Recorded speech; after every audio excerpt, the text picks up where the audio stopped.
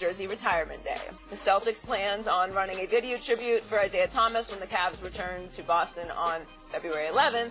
But Pierce said he talked to Danny Ainge for 40 minutes and told him not to honor Isaiah on the same night. The Celtics initially planned on honoring Isaiah during their first meeting in Boston, but Isaiah did not want a tribute during a game he did not play in. Yesterday, Pierce said, Danny tried to sell me on it, but I told him he had a shot, Danny, and he punked you on it. He pretty much dictated everything. They let it happen because they felt sorry how the trade to Cleveland went down. It's guilt. That's what it is.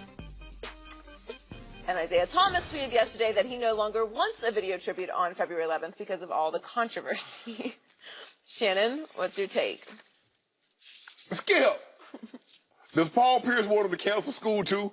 Should they have a parade before the get ceremony? Tell me when it's my turn. Paul, I agree. Paul should have this night to himself. But he can't say that. Now he looks so petty. First of all, why you out here dry snitching on everybody? Why you talking to KG? What KG got to do with this? KG is known as the Minnesota Timberwolves. Let him talk about that. I talked to my mom. Really, Paul? The people in Boston love Isaiah Thomas. You know why? Because he's the common guy. He's 5'9". He's more relatable than a 6'8" guy. No, it's not. No. Sorry. Hold on. Go ahead. Keep going. Just for the sake of, you don't think people can identify more with Isaiah Thomas than Paul Pierce? Not after what Paul did for that franchise. Skip, it's not about what he did. When you see Isaiah, the average male in America is 5'9" tall. Isaiah Thomas plays professional basketball at 5'9" tall. They don't Skip. People we like that we seem relatable to. A guy that I can have a beer to. That's why Peyton Manning seems more relatable than Tom Brady. Because Peyton Manning seems like a guy I can have a beer with, that he would shuck and jive with. You see him on SNL, you see him in his commercials. You're like, you know what? Peyton Manning, all right. Plus the fact the man played a game a day after his sister was tragically killed in an accident. People can empathize with that. Even if you don't think he's relatable to you. Even if you say, you know what, I don't have anything in common with Isaiah Thomas. The mere fact that a man suffered a horrible, horrific loss, and he was willing to go lace it up for their team, that ingratiated himself. No, he didn't win a championship. Paul Pierce did. But Paul Pierce making it seem like he Kobe, like he Jordan or LeBron. Bro, pump the brakes for a second. You were all-time good, you were all-time great in Celtics lore. But let's be real, Skip Bayless, why you loving on Paul Pierce and rightfully so. I haven't said a word yet. Yeah, you have. But he's not even a top 10 Celtic. Why you bumping him? And I'm done with it. You're done with it? I can't tell you how much I'm on Paul Pierce's side here, and I appreciate the fact that the truth is speaking nothing but the truth publicly, because he got forced to defend himself. He was relegated to having to fight back against Isaiah Thomas.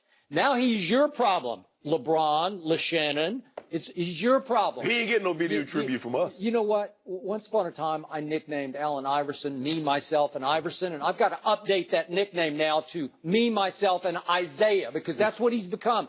He's become the spokesman for the Cleveland Cavaliers already. It's like it's his team. I half kidded on Twitter the other night. Now it's Isaiah Thomas. It's IT's team. That's how he's treating it. Because he's so Skip. Oh, it's just like the Muggsy Bogues syndrome. You're not going to think he's so cute and adorable in about a month. Skip. You and I are looking at it in a different perspective than what the casual fan does. But look what happened. Danny Ainge forced Paul Pierce to go public with this because he had to defend himself. And he's saying, we talked for 40 minutes, and Danny... Keep that behind closed doors. But Danny kept trying to talk him out of it and puts Paul in a position of like, wait a second, I have to argue on my behalf for one night when he already got his night, and he did. He punked Danny Ainge. He punked all those fans. Nobody. He punked him. He stayed in the locker room until the late in the first quarter, and he makes a grand entrance. He had to go potty. Could we see this? The grand Isaiah entrance, and it's not even supposed to be his night. Oh, yeah, I'm here. Remember Skip, the man had to go potty. Stop it. He was there for 2 years. That's it. Paul Pierce played 15 years. He was the 10th overall pick for the Boston Celtics, and he lived up to his nickname. He was the truth. Yeah. He was as clutch as any player in pro basketball, and he led that franchise to 2 finals, and they won one against Kobe and company. He's not Kobe Bryant, but to those people in Boston, he's cherished the way Kobe is cherished in Los Angeles. They love Isaiah, too. And he deserves a night far more than Isaiah ever deserved his night. He got his night. Isaiah wanted to double dip, like, I'm not going to play on this night, but I need all my friends and family to come to the night when I get to play on, what is it, February 11th? Yeah. Baloney. Skip, I'm not. Baloney. Skip, and I'm going to upstage. He had the audacity to think he could upstage Paul Pierce. Skip, I'm not. Paul Pierce? I'm not Listen, I can't believe I'm having to have this conversation with Skip, you. I'm not arguing with you. I'm just saying that Paul could have kept all this conversation behind closed doors. He was forced to go public with it because he had to defend himself. Yes, he did, because he has to say, I had to argue with Danny. We went 40 minutes of conversation. It wasn't until the very end that Danny finally said, after he tried to according to Paul, he tried to talk me out of it. But at the end of the conversation, Danny finally said, do you not want to have Isaiah's tribute? Please, I don't want to have it.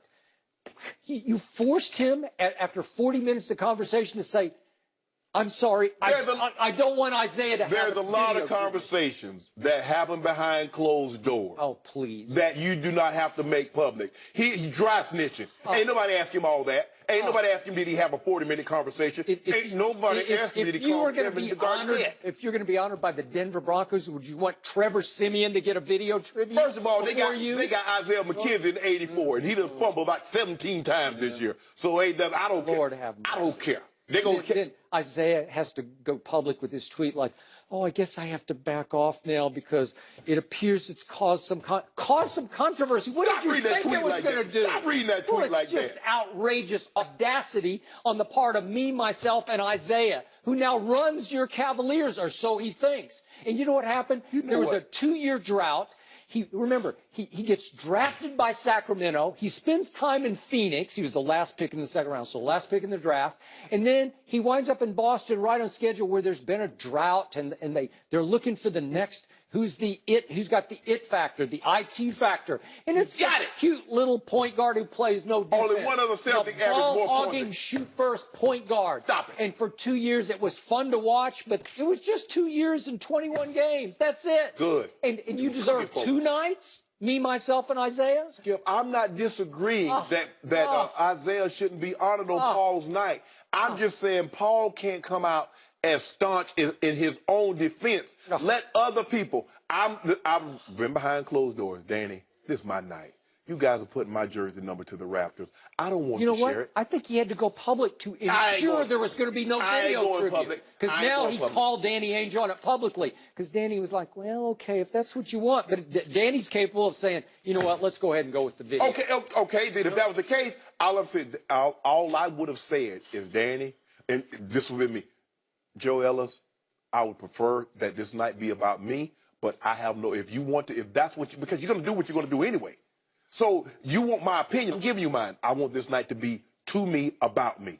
I'm done with it. I am not going to be, man, I don't want that joke. I don't want Trevor Simeon to get nothing. He ain't win no Super Bowls here. No. He ain't one of the 50 greatest Broncos. He's not in the Hall of Fame. Thank you, know what I accomplished. Thank you, Shannon Pierce. But I'm saying that to me and Joy. Me and Joy ain't talking to ourselves. Publicly. If you got backed into this I ain't said it publicly. You'd come out swinging on this one. Yes, you would. Now Paul look at that, and they got everybody like, Paul, for real, Paul? Oh, you make it seem like you. Now we up here. Oh, you make it seem like you Kobe, like you LeBron. That's what you think. That's not what people who in the know in Boston think. I love the NBA. No. As the basketball turns. Cowboy great Everson Walls joins us next. We'll talk to him about Marcus Williams, Bill Belichick, and more coming up. Go to the middle of the floor out there with the audience.